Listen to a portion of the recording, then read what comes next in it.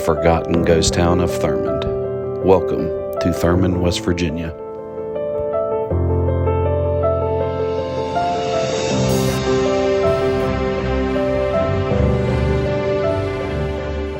Before Thurmond blossomed into a bustling boomtown, it was once one of the most isolated places in all of West Virginia. Accessible only by train, Thurmond played a key role in serving the local coal industry, where short coal trains would be assembled into longer coal trains and sent further down the line.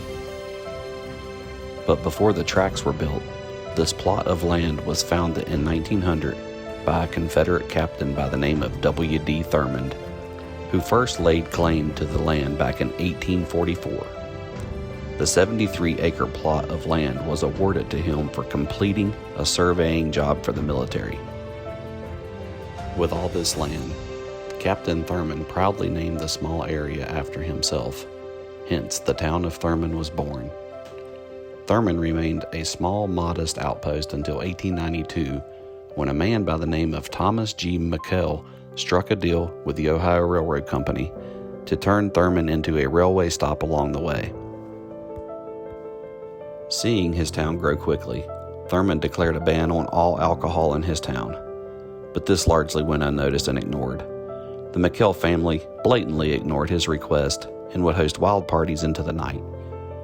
They even broke the world record for the world's longest lasting poker game, which lasted 14 years inside the Dun Glen Hotel. With the newly installed railroad, even more coal miners and curious travelers began to visit the Thurmond area. The town became a well-known stop along the way, and soon a commercial district was formed.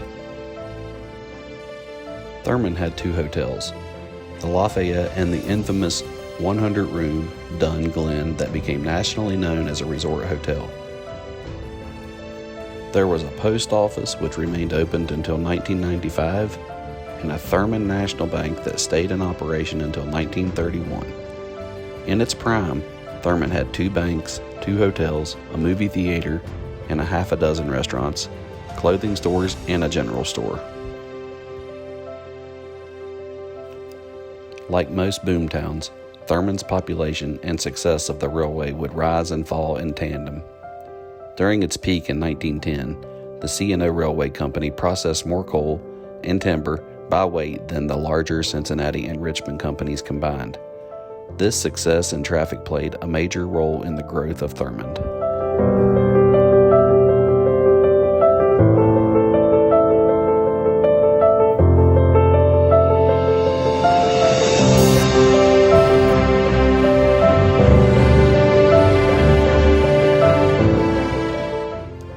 Over time, Thurmond fell victim to the economic effects of the Great Depression. To make matters worse, the Dun Glen Resort caught fire in 1930, completely destroying the hotel, which brought in a healthy amount of tourism. A few other fires over the years would destroy even more shops and businesses. As America fell in love with the automobile, less people relied on trains for transportation and preferred newly paved roads across the countryside.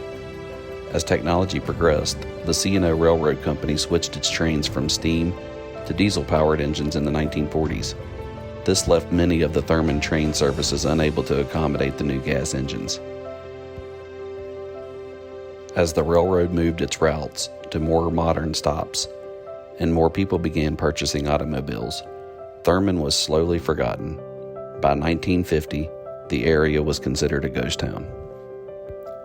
Today, Thurmond quietly rests on the edge of the new River Gorge, with many of its buildings boarded up and sealed up. The town has a handful of the original buildings still preserved, so much so that you can easily imagine what it was like some 100 years ago.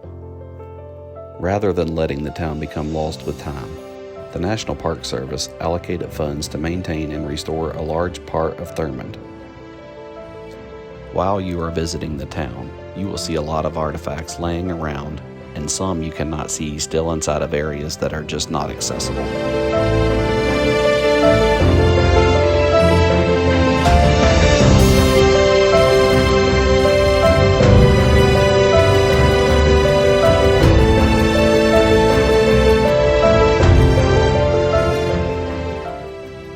The tracks in town are still active, and you can regularly see trains pass through on occasion.